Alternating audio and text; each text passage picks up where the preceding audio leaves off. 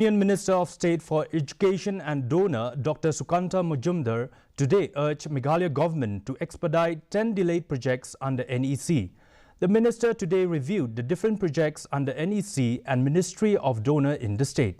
He said that the government wants to complete all the projects, even as he added that some projects are physically completed but on paper are not shown as completed.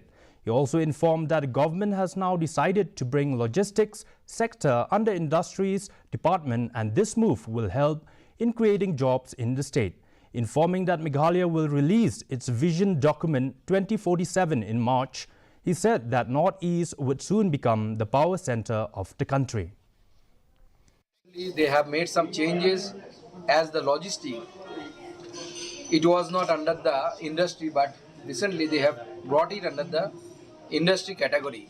So in the near future, this logistic, after they have brought it under the industry, the logistic facility will increase in the state of Meghalaya, which will promote the job creation as well as the tourism sector and the other sector of this state.